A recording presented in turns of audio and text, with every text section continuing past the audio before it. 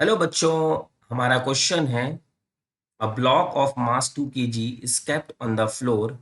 The coefficient of static friction is 0.4.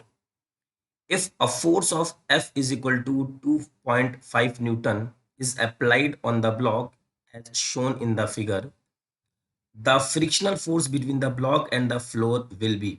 तो देखिए बच्चों, ये हमारा ब्लॉक है जिसका मास 2 kg है।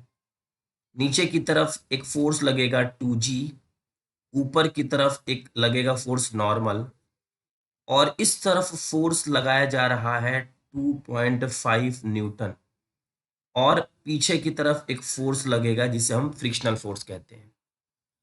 तो सबसे पहले बच्चों ये चेक करना है कि हमारे इस फोर्स से ये बॉडी चलती है कि नहीं चलती है, जिसके लिए हम लोग पता करते हैं लिमिटिंग वैल्यू, जिसका फॉर्मूला होता है म्यू एस इंटू एन।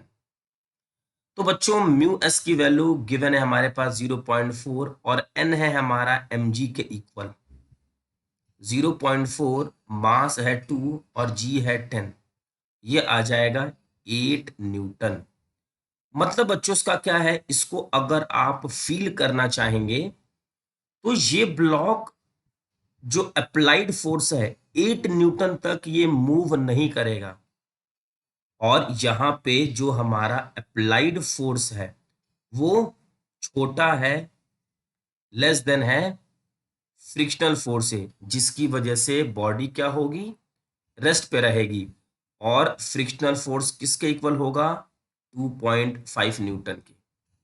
अगर आप इसको बच्चों फील करना चाहेंगे तो हम ऐसे सोच सकते हैं, यहाँ हमने अगर फोर्स लगाया, लेट अस कंसीडर 10 न्यूटन, और अगर ये ब्लॉक मूव नहीं करता है तो फ्रिक्शनल फोर्स भी बच्चों 10 न्यूटन ही लगेगा।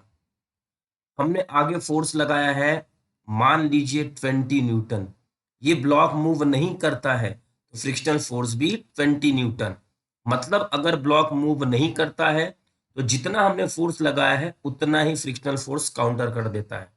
इसे कहते हैं सेल्फ एडजस्टेबल फोर्स। तो हमारे इस क्वेश्चन का आंसर होगा बच्चों 1। आई होप कि आपको ये क्वेश्चन अच्छे से समझ में आ गया होगा। Thank you.